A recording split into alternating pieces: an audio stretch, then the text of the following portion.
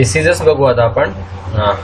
Non infectious diseases आणि infectious diseases असं दोन डिसीजचे प्रकार आहेत. डिसीज म्हणजे रोग आणि नॉन इन्फेक्शियस डिसीज म्हणजे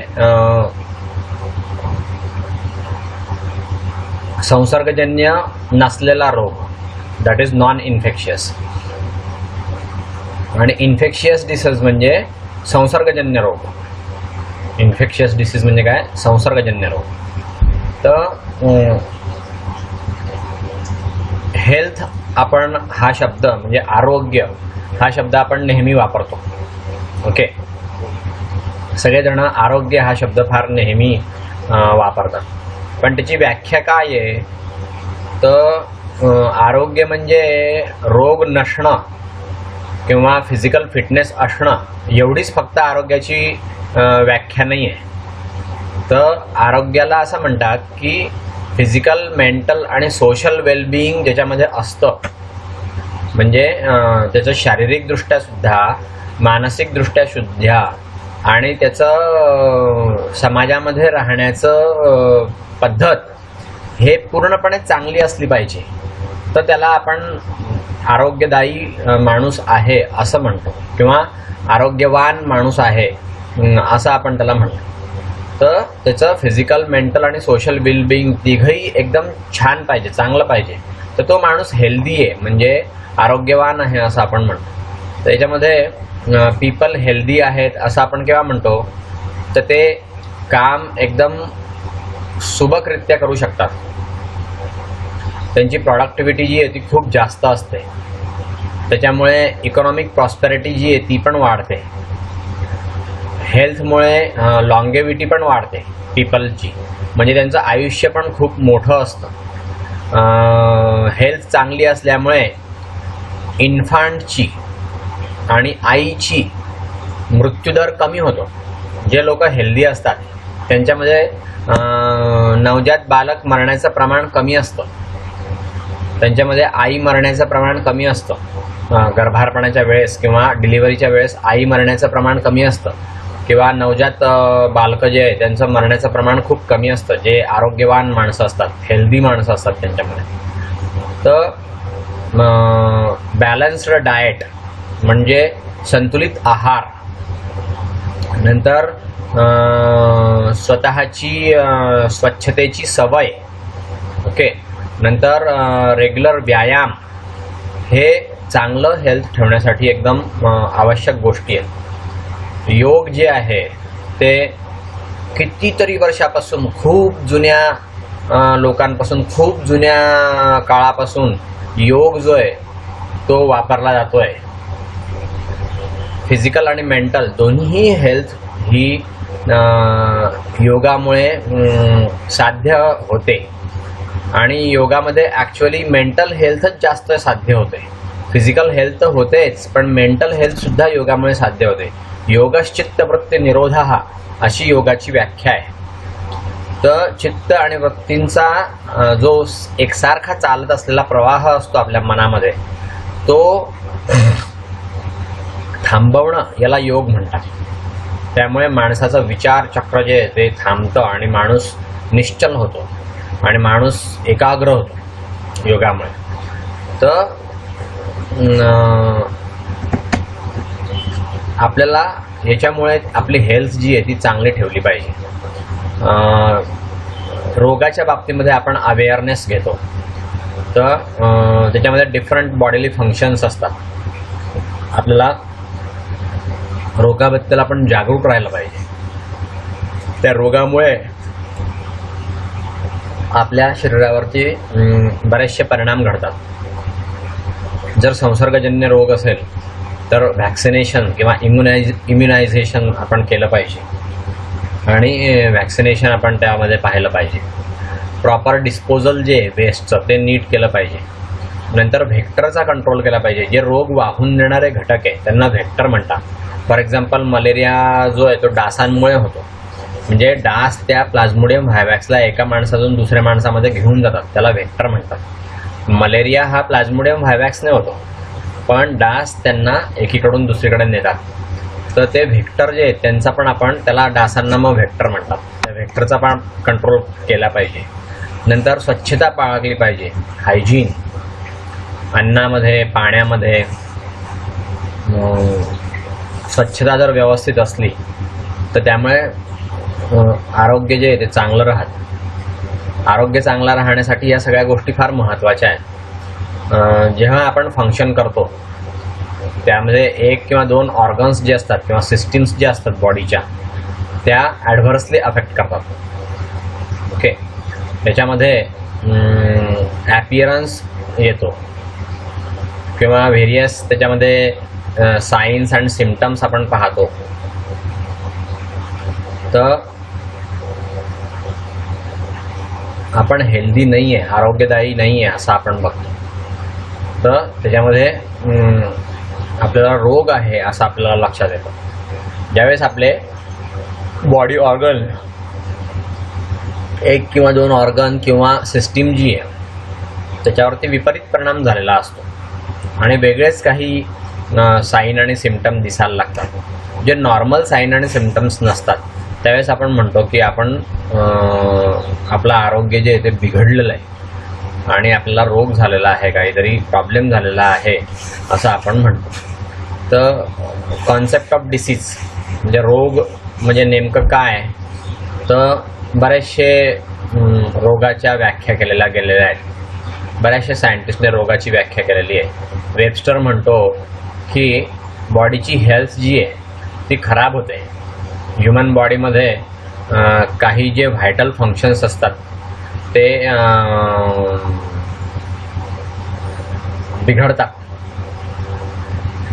बॉडीचं जे नॉर्मल वर्किंग असतं किंवा बॉडी जे काम करत असते तर ते नॉर्मल वर्किंग जे ते बिघडतं आणि आरोग्य जे आहे ते खराब होतं.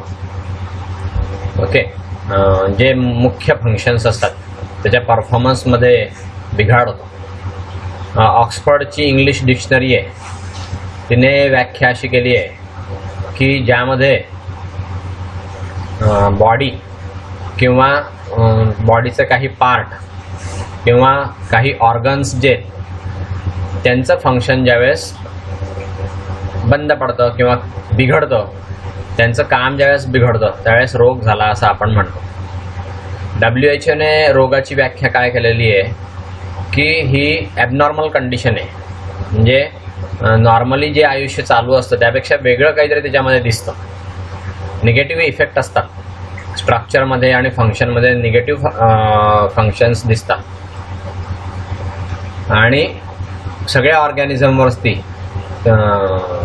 असे निगेटिव्ह फंक्शन्स असतात. पूर्ण ऑर्गॅनिझमवरती किंवा काही भागावरती ते निगेटिव्ह फंक्शन्स दिसतात. एक्सटर्नल इंजुरीमुळे ते नसतात, तर शरीरातल्याच काही गोष्टीमध्ये बिघाड झालेला असतो, तर त्याला म्हणतात रोग, असं WHO ने व्याख्या केलेली आहे. अशी WHO ने व्याख्या केलेली आहे. डिसीज जो आहे तो एक्सटर्नल फॅक्टरवरती अवलंबून असतो. एक्सटर्नल फॅक्टरमुळे डिसीज झालेला असतो. तर त्याच्यामध्ये पॅथोजेन्स असतात किंवा इंटरनल डिस्फंक्शन्स असतात, त्यामुळे तो रोग झालेला असतो. नाव रोग हा सिरियस आहे का कमी आहे, त्रासदायक आहे खूप किंवा काय आहे, तसंच रोग फार काळ राहणारा आहे का जास्त दिवस राहणारा नाही आहे, तर याच्यावरून त्याचे फरक पडतात. तर पहिला जो आहे तो ॲक्यूट डिसीज म्हणजे ॲक्यूट रोग. हा जो डिसीज आहे तो फार छोट्या काळासाठी असतो, फक्त त्याला ॲक्यूट डिसीज असं म्हणतात. फॉर एक्झाम्पल सर्दी काही दिवसांपुरता तो असतो, मलेरिया काही दिवसांपुरता असतो, डायरिया, लूज मोशन हे फक्त काही दिवसांपुरते होणारे रोग आहे. हे असे एकदम फार काळ चालत नाही. तर दुसरा जो रोगांचा प्रकार आहे त्याला म्हणतात क्रॉनिक डिसीज. हे क्रॉनिक डिसीज जे ते फार काळ चालतात. याच्यामध्ये पूर्ण जीवनभर सुद्धा तुम्हाला त्या रोगांबरोबर काढावं लागतं. पूर्ण जीवन ते रोग राहतात तुमच्या शरीरामध्ये. तर याला क्रॉनिक डिसीज असं म्हणतात. For example asthma. अस्थमा पूर्ण आयुष्यभर राहतो, तो जातच नाही. डायबेटीस, मधुमेह, तो सुद्धा एकदा डायबेटीस झाला की तो दुरुस्त होत नाही. पूर्ण आयुष्यभर तुम्हाला डायबेटीसवर काढावा लागतो. नंतर कॅन्सरसुद्धा जात नाही. माणूस जातो पण कॅन्सर जात नाही. सो हे क्रॉनिक डिसीज आहेत, म्हणजे पूर्ण लाईफ लाँग टिकणारे डिसीज आहेत. तर ब्रॉडली यांचे जे ग्रुप आहे, आता हे 2 प्रकार झाले. अजून त्यांचे 2 प्रकार पडतात. एक असतं नॉन इन्फेक्शियस आणि दुसरं असतं इन्फेक्शियस. तर नॉन इन्फेक्शियस जे असतात त्याला नॉन कम्युनिकेबल असं पण दुसरं नाव आहे. हे नॉन इन्फेक्शियस डिसीज जे आहेत ते इन्फेक्शियस एजंटमुळे झालेले नसतात. त्यांचं इन्फेक्शन असं काही नसतं आणि ते पसरत नाही. नॉन इन्फेक्शियस डिसीजेस एकापासून दुसरीकडे पसरत नाही. तर याचे वेगळे वेगळे कारणं असू शकतात. ते एक्सटर्नल कॉजेस नसतात किंवा ते मायक्रोब्स हे त्याचं कारण नसतं. नॉन इन्फेक्शियस डिसीजेसचं जे कारण आहे ते मायक्रोब नसतं. तर ते कम्युनिटीमध्ये स्प्रेड नाही होऊ शकत, म्हणून त्यांना नॉन इन्फेक्शियस असं म्हटलेलं आहे. मोस्टली हे इंटरनल असतात, त्याचे नॉन इन्फेक्शियस कारणं असतात. याचं एक्झाम्पल म्हणजे हाय ब्लड प्रेशर.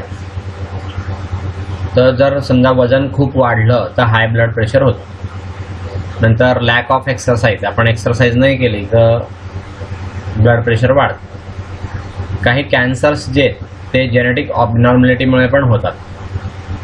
बरेचसे असे डिसीज आहेत त्याचे इमिडिएट कॉज जे आहे, त्याचं कारण जे आहे ते इन्फेक्शियस नसतं.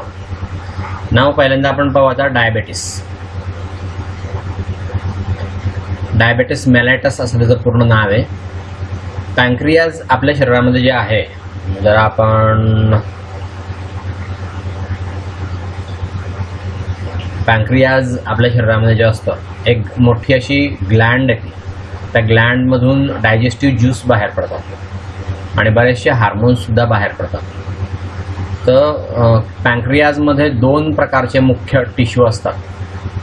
एक असिनी असतात, तर हा एक्झोकाईन पार्ट आहे पॅन्क्रियाजचा, आणि त्यामधनं डायजेस्टिव्ह ज्यूस निघतो आणि तो डायजेस्टिव्ह ज्यूस जो आहे तो डिओडिनममध्ये जातो.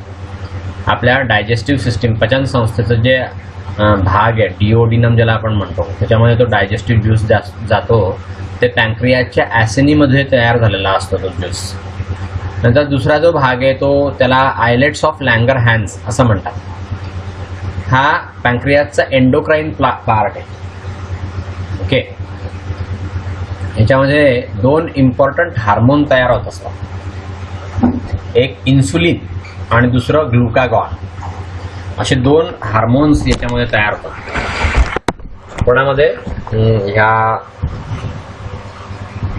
पॅन्क्रियाजमध्ये. पॅन्क्रियाजचा जो आयलेट्स ऑफ लँगरहॅन्सचा जो भाग असतो, याच्यामध्ये हे 2 हार्मोन्स तयार होतात, इन्सुलिन आणि ग्लुकागॉन. तर हे डायरेक्टली ब्लडमध्ये मिक्स होत असतात. त्यांना अशी कोणती काही डक्ट नसते. लिव्हरमध्ये, पॅन्क्रियाजमध्ये जी डक्ट आलेली असते, त्या डक्टमधून, त्या पॅन्क्रियाजमध्ये जे रक्त आलेलं असतं, ब्लड आलेलं असतं, त्या ब्लडमध्ये डायरेक्ट हे इन्सुलिन आणि ग्लुकागॉन दोघं हार्मोन ब्लडमध्ये डायरेक्ट मिक्स होत असतात. तर म्हणून यांना एंडोक्राईन पार्ट म्हटलेलं आहे, एंडोक्राईन पॅन्क्रियाज.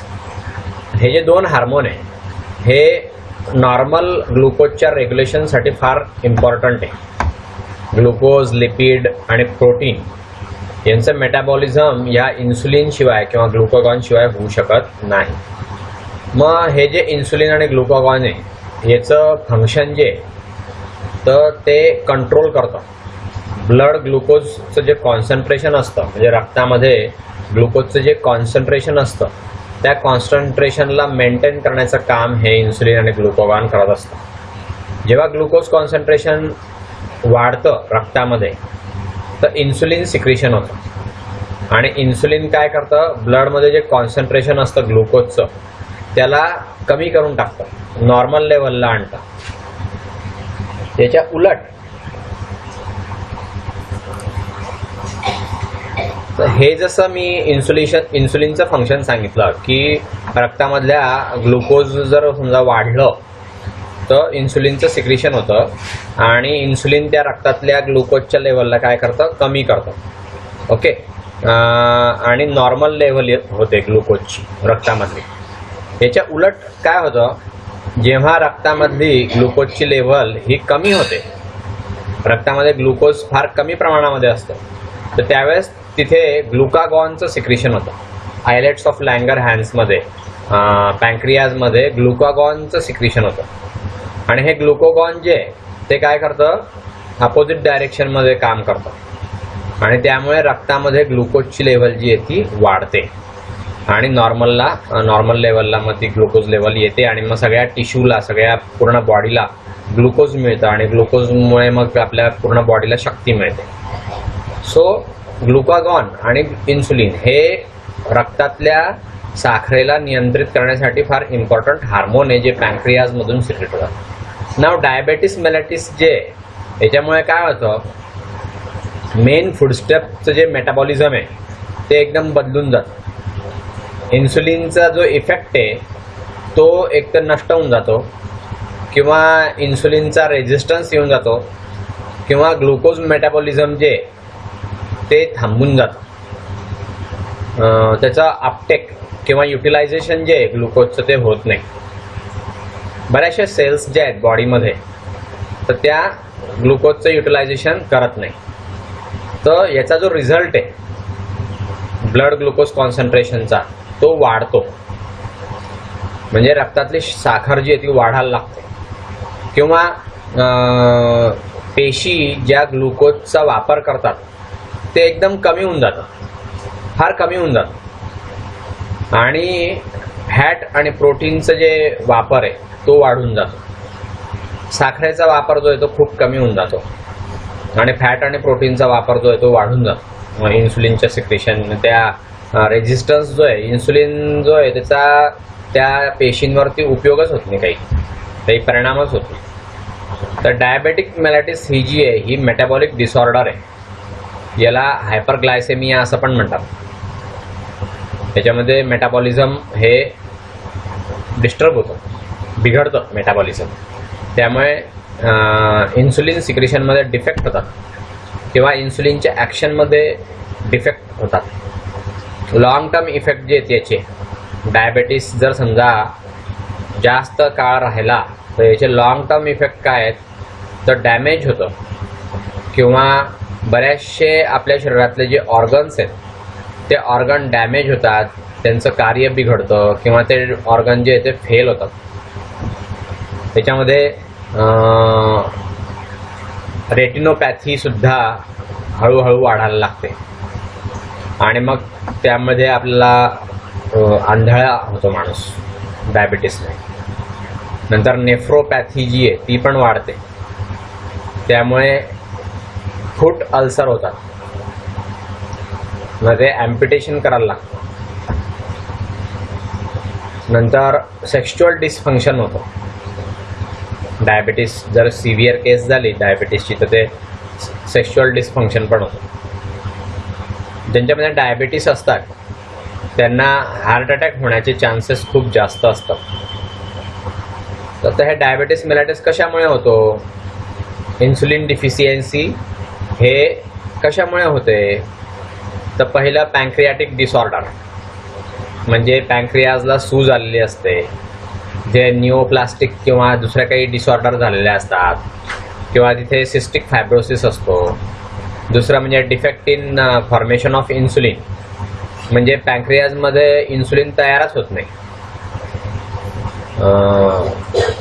दुसरंच वेगळं काही बायोलॉजिकली ॲक्टिव्ह इन्सुलिन मॉलिक्यूल जे ते तयार होतं, नॉर्मल इन्सुलिननी तयार होतं, ते दुसरंच काहीतरी तयार होतं त्याच्यामध्ये. नंतर बीटा सेलचं डिस्ट्रक्शन, व्हायरल इन्फेक्शन असतं किंवा काही दुसरं इन्फेक्शन असतं किंवा काही केमिकल्सचे इफेक्ट झालेले असतात, त्यामुळे बीटा सेल ज्या असतात आयलेट्स ऑफ लँगरहॅन्समध्ये बीटा सेल ज्या असतात त्या बीटा सेल ज्या आहेत त्या नष्ट होऊन जातात त्यामुळे पण इन्सुलिनचं सिक्रेशन जे ते होत नाही आणि त्यामुळे डायबिटीस होतो. नाव जेनेटिक डिफेक्ट. इन्सुलिन तयार करणारा जो जीन आहे आपल्या DNA वरती किंवा आपल्या क्रोमोसोममध्ये, तो जीनमध्ये म्युटेशन होऊन जातं. त्यामुळे इन्सुलिनचं सिक्रेशन जे आहे ते बिघडतं आणि इन्सुलिनची ॲक्शन जी आहे ती बिघडते.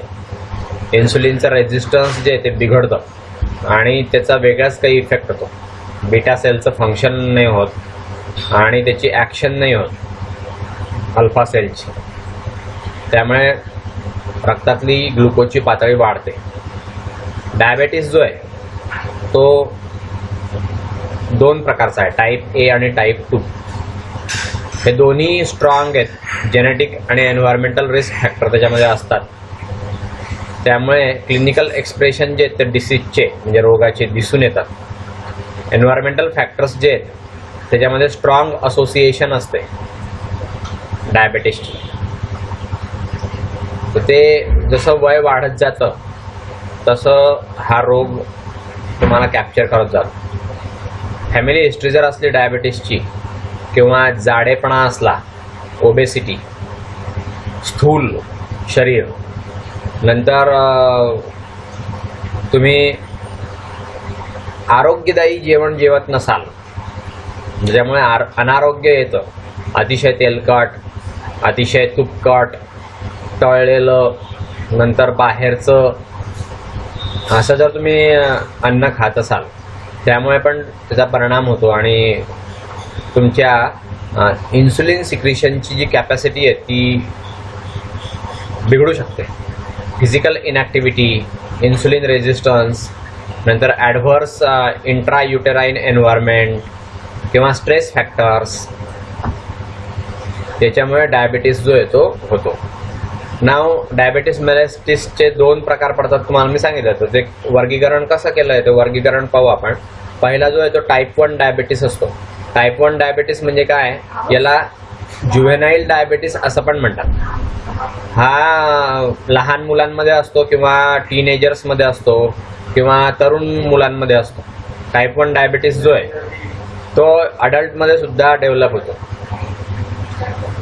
ऑटो इम्युन डिसीज जे त्याचा स्पेसिफिक डिस्ट्रक्शन होतं बीटा सेलचं. पॅन्क्रियाजमध्ये जी बीटा सेल आहे त्याचं स्पेसिफिक असं डिस्ट्रॅक्शन होतं.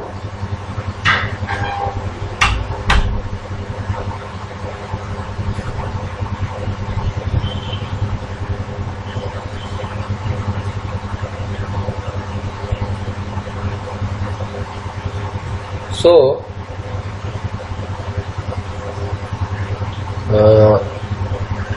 त्याच्यामध्ये स्पेसिफिक डिस्ट्रक्शन होतं बीटा सेल्सचं पॅन्क्रियाजमधल्या. त्यामुळे इन्सुलिन सिक्रेशन जे ते बंद होऊन जातं. याला इन्सुलिन डिपेंडंट डायबेटीस असंच म्हणतात. मग त्या लहान मुलांना इंजेक्शन टोचावं लागतं. इन्सुलिनचं इंजेक्शन टोचलं की त्यांचं काम होऊन जातं. हा 5% ते 10% पूर्ण डायबेटीस पेशंटमध्ये 5 ते 10% लोकांमध्ये फक्त हा डायबेटीस होतो. तर तो काहीतरी ऑटो इम्युन डिसीज आहे हा. त्यामुळे बीटा सेल्स ज्या आहेत त्या नष्ट होतात. पॅन्क्रियाजमधल्या बीटा सेल ज्या आहेत त्या नष्ट होतात आणि त्यामुळे इन्सुलिन सिक्रेशन जे आहे ते बंद पडतं. सो इन्सुलिन डिपेंडंट डायबिटीस आहे हा टाईप 1. ओके. नाव टाईप 2. याला पहिल्यांदा अडल्ट ऑनसेट डायबेटिक असं म्हणायचे. डायबिटीस मोस्ट कॉमन आहे. 80 ते 95% पूर्ण डायबिटीसमध्ये हा डायबिटीस असतो. डायबिटीस मेलाटस हा प्रौढ लोकांमध्ये कॉमनली दिसतो. ओके. लहान मुलांमध्ये सुद्धा असू शकतो, नाही असं नाही. फॅमिलियल इनहेरिटन्स याच्यामध्ये खूप कॉमन आहे. म्हणजे हा डायबिटीस पिढ्यानपिढ्या चालत राहतो. वेट लॉस आपण केला तर हायपरग्लायसेमिया हा सिव्हिअर होतो आणि किटोसिस जो आहे तो कमी असतो त्यामध्ये. जोपर्यंत वेट लॉस करत नाही तोपर्यंत. हा जो डायबिटीस आहे तो इन्सुलिन रेझिस्टन्समुळे निर्माण होतो.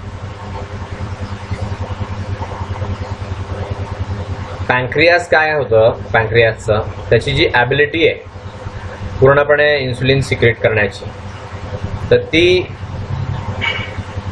जेवणानुसार किंवा क्लिनिकल डायबिटीसनुसार असते. जसं याच्यामध्ये जसं टाइमपास होत जातो, म्हणजे जास्त दिवस झाले तर याच्यामध्ये पॅन्क्रियाचं इन्सुलिन सिक्रिशनची ॲबिलिटी सुद्धा कमी होऊन जाते. जसं आपण जेवण करत असतो किंवा क्लिनिकल डायबिटीस जसा डेव्हलप होतो तसं पॅन्क्रियाची इन्सुलिन सिक्रेशनची ॲबिलिटी पण कमी होऊन जाते. टाईप 1 डायबिटीस जो आहे हा कमी जरी असला तरी प्रत्येक वर्षी त्याची संख्या खूप वाढते. बऱ्याचशा देशांमध्ये टाईप 1 डायबिटीस हा फार मोठ्या प्रमाणावर वाढतोय.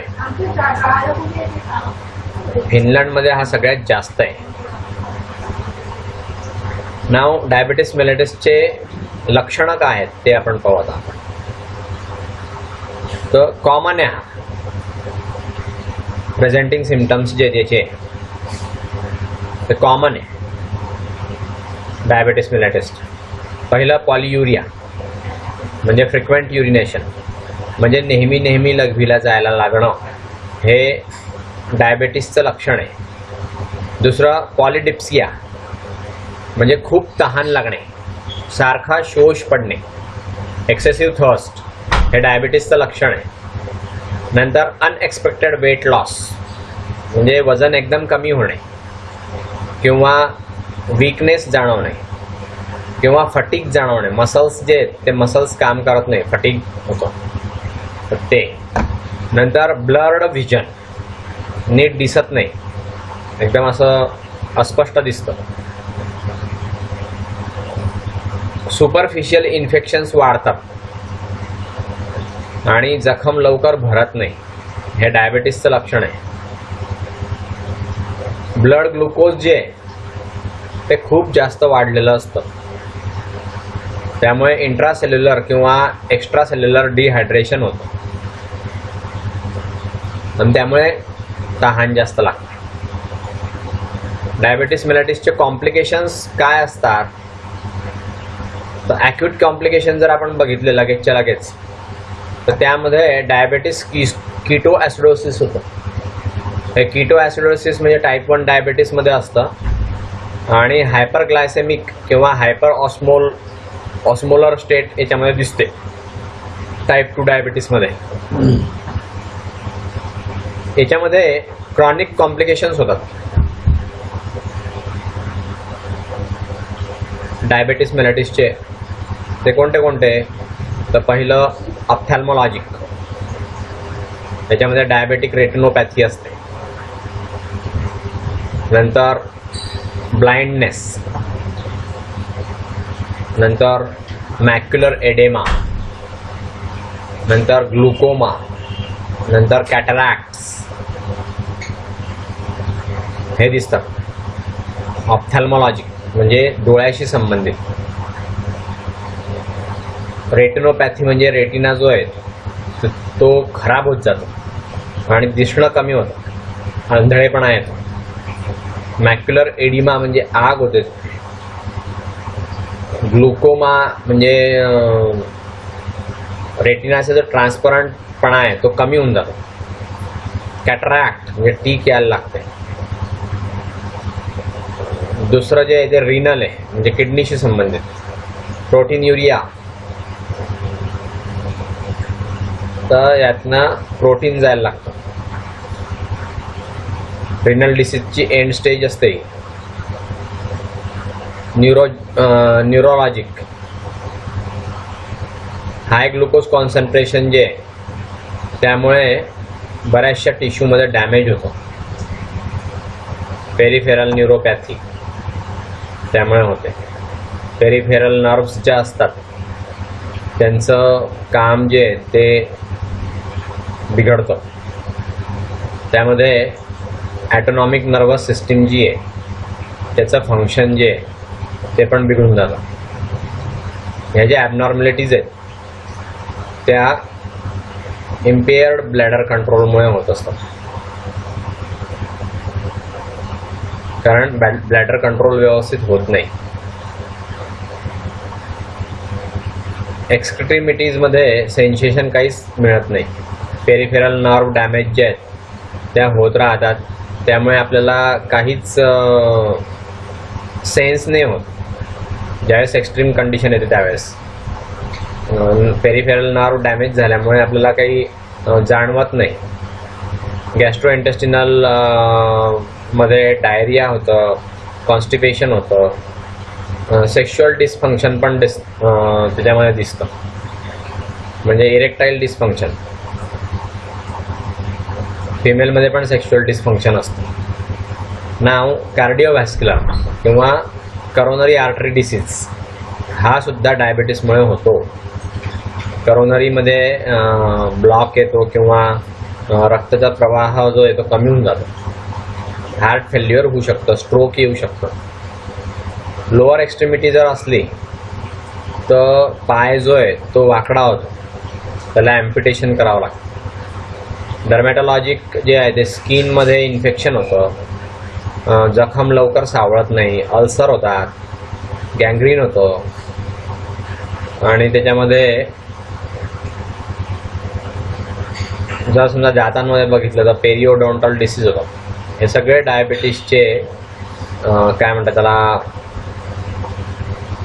डायबिटीसमुळे होणारं नुकसान आहे हे सगळं.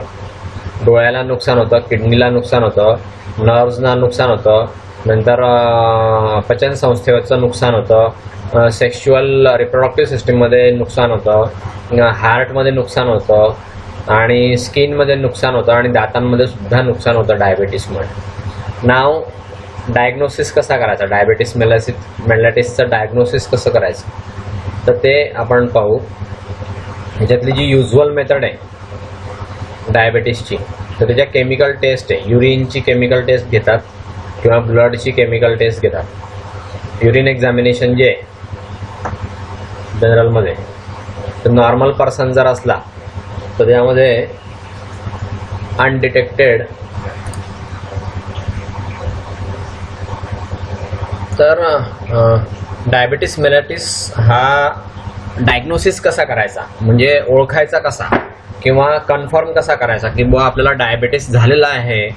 तर हे कन्फर्म आपण कसं करू शकतो तर पहिल्यांदा युरिन एक्झामिनेशन आहे. त्याच्यामध्ये नॉर्मल पर्सन जो असतो त्याच्यामध्ये ग्लुकोज खूप मोठ्या प्रमाणामध्ये जात असतो.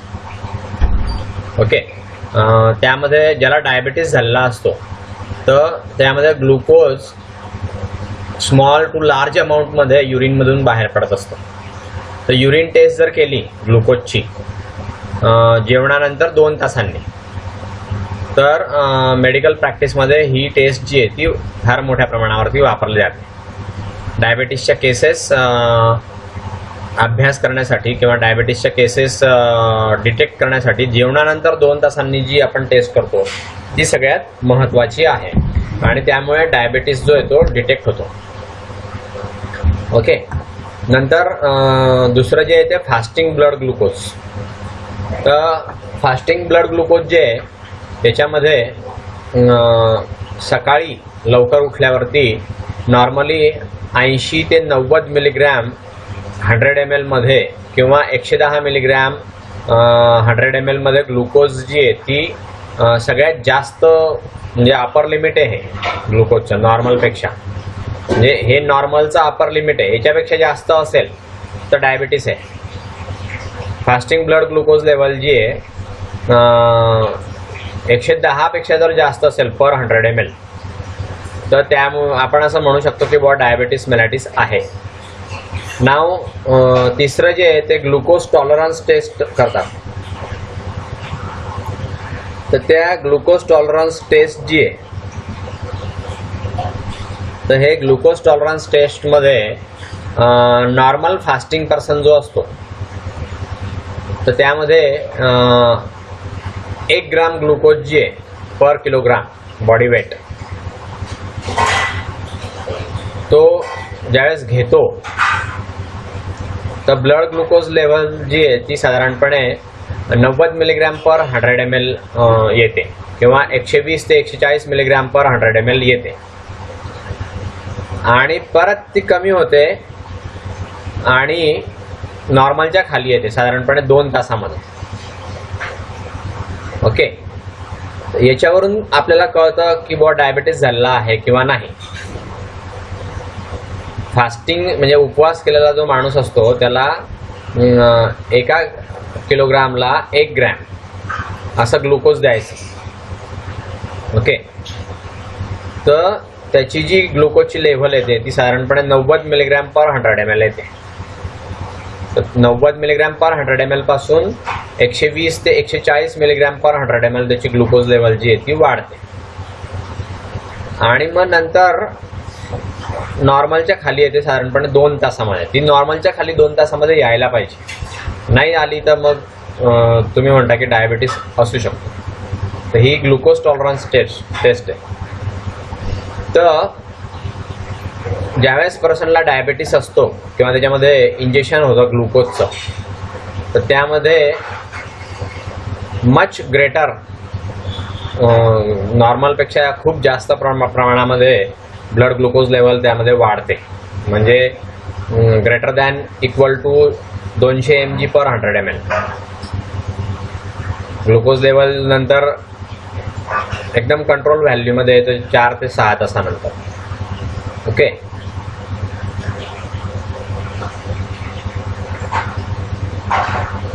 नॉर्मलपेक्षा खूप मोठ्या प्रमाणात वाढून जात असते आणि मग 4 ते 6 तासात परत कंट्रोल होते. नाव 2 तासाची प्लाझ्मा ग्लुकोज लेवल जर आपण बघितली तर 200 मिलीग्रॅम पर 100 ml पेक्षा जास्त असते किंवा इक्वल असते.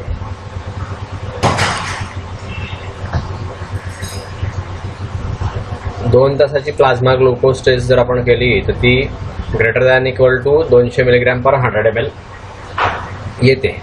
75 ग्रॅम जर आपण समजा ओरल ग्लुकोज घेतलं तर ही रिलायबल टेस्ट आहे.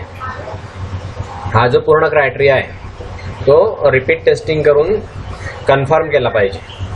वेगळ्या वेगळ्या दिवशी टेस्टिंग करायचं आणि तो कन्फर्म केला पाहिजे. जोपर्यंत अनइक्विव्होकल हायपरग्लायसेमिया आहे असं कळत नाही तोपर्यंत हे रिपीट डेला करून कन्फर्म केलं पाहिजे. नाव डायबिटीसचं प्रिव्हेन्शन म्हणजे डायबिटीस होऊ नये म्हणून काय काळजी घ्यायची तर ते याच्यामध्ये दिलेलं आहे. लाईफस्टाईल जी बदललेली आहे माणसाची शहरीकरणामुळे किंवा पुढारलेल्यापणामुळे, मॉडर्नायझेशन म्हणजे पुढारलेलं पण, त्यामुळे आरोग्यदायी असं खाणं आपण खात नाही. आपलं जे खाण्याच्या सवयी आहे त्या खाण्याच्या सवयी एकदम बिघडलेल्या आहे. त्याच्यामध्ये आपण फिजिकल ॲक्टिव्हिटी फार कमी करतो आणि आपल्यावरती मानसिक ताण जास्त असतो. त्यामुळे आपलं वजन वाढतं, जाडेपणा येतो आणि इन्सुलिन रेझिस्टन्स जी आहे ते वाढायला लागतं. भारतामध्ये आणि बऱ्याचशा डेव्हलपिंग कंट्रीजमध्ये हा आपल्याला सिनारिओ पाहायला मिळतो. त्यामुळे क्रॉनिक मेटाबॉलिक डिसऑर्डर्स जे आहेत त्या फार मोठ्या प्रमाणावरती होतात.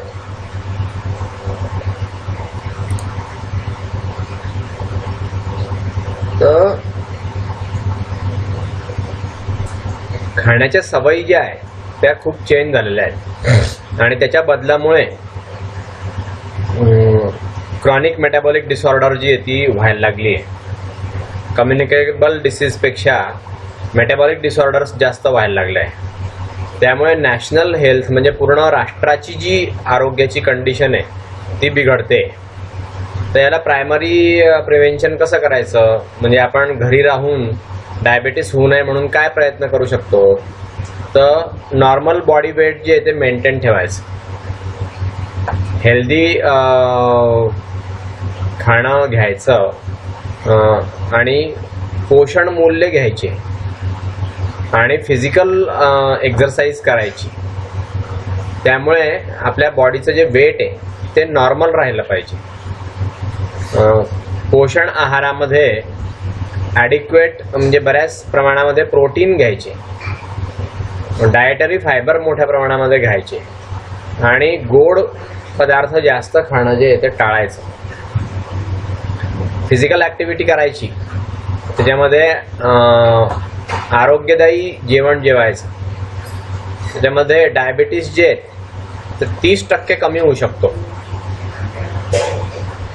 अल्कोहोलमुळे सुद्धा इनडायरेक्टली डायबिटीसची जी हे आहे होण्याची शक्यता आहे ती शक्यता वाढू शकते. त्यामुळे अल्कोहोलिझम सुद्धा टाळलं पाहिजे. डायबेटोजेनिक ड्रग्स जे आहेत, फॉर एक्झाम्पल ओरल कॉन्ट्रासेप्टिव्स, याच्यामुळे डायबेटीस होण्याची शक्यता असते. हे डायबेटोजेनेटिक ड्रग्ज आहेत असं प्रूव्ह झालेलं आहे, सिद्ध झालेलं आहे. ओरल कॉन्ट्रासेप्टिव्स म्हणजे गर्भप्रतिबंधक गोळ्या ज्या घेतात त्या गोळ्यांमुळे डायबेटीस होऊ शकतो. तर ते गर्भनिरोधक गोळ्या घेण्यामुळे डायबेटीस होऊ शकतो, तर ते टाळलं पाहिजे. गर्भनिरोधक गोळ्या घ्यायच्या नाही कायमस्वरूपी किंवा नेहमी, नाहीतर डायबेटीस होईल.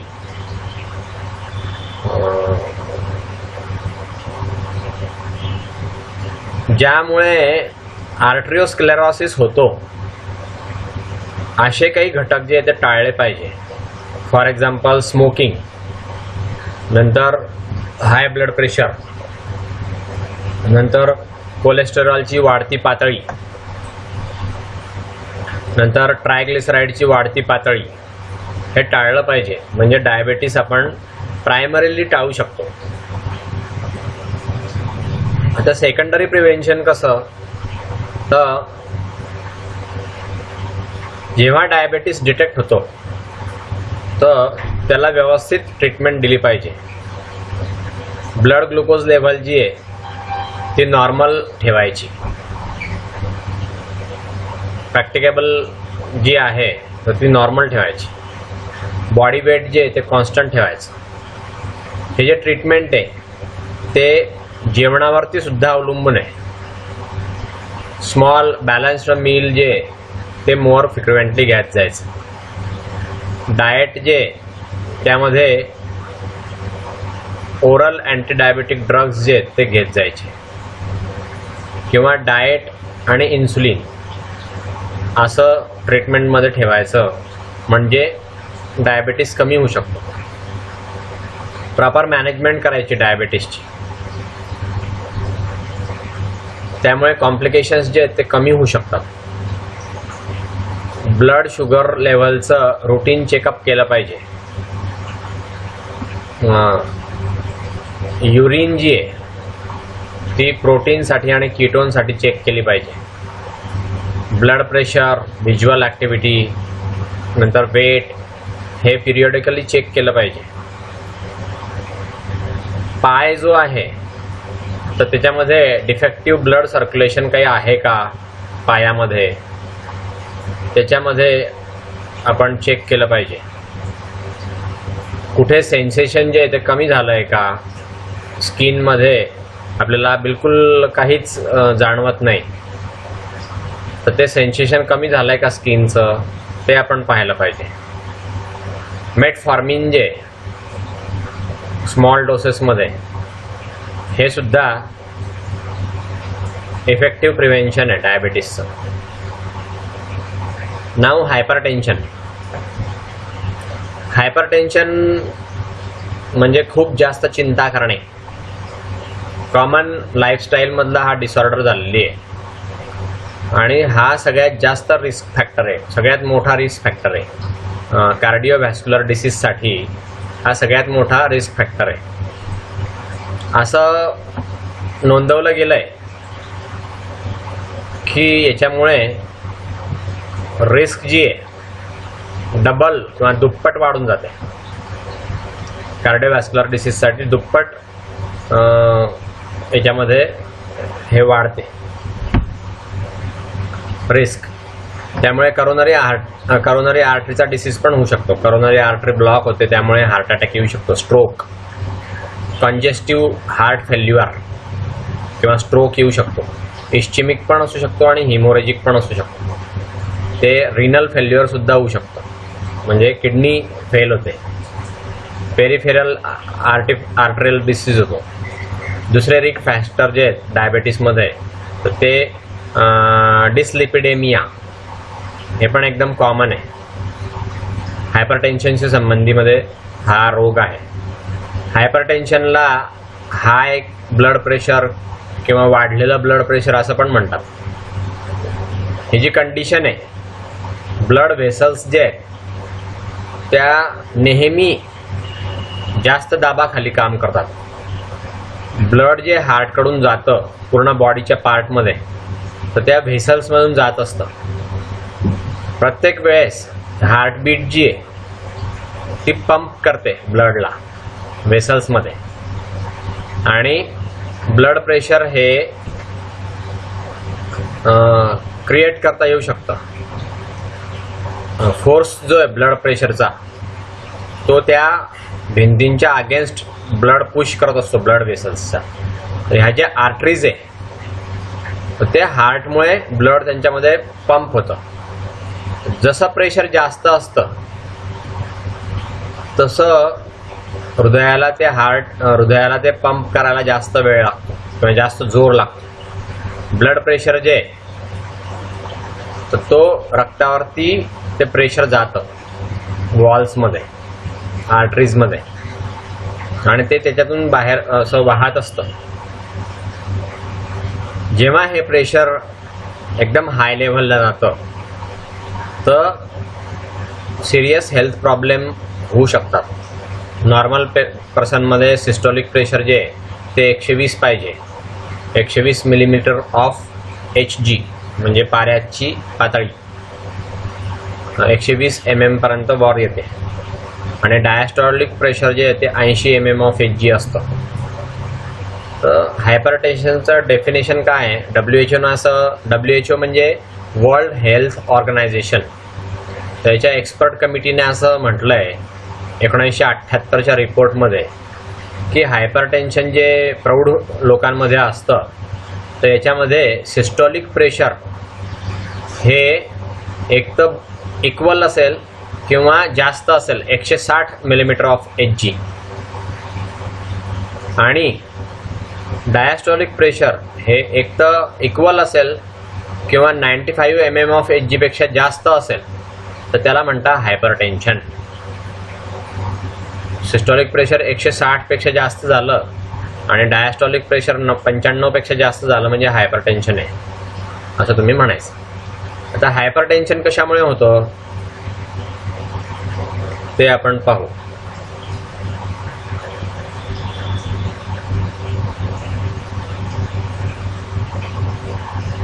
सिम्पटम्स ऑफ हायपरटेन्शन हे आपण पुढच्या एका छोट्या लेक्चरमध्ये घेऊन टाकू. मला असं वाटतं इथे थांबायचं का, कारण सगळे ते पूर्ण नाही होणार है ना. हायपरटेन्शनचे सिम्पटम्स जे आहेत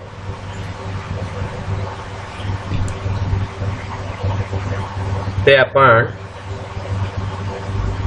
पुढच्या लेक्चरला पाहूया. Classification of hypertension.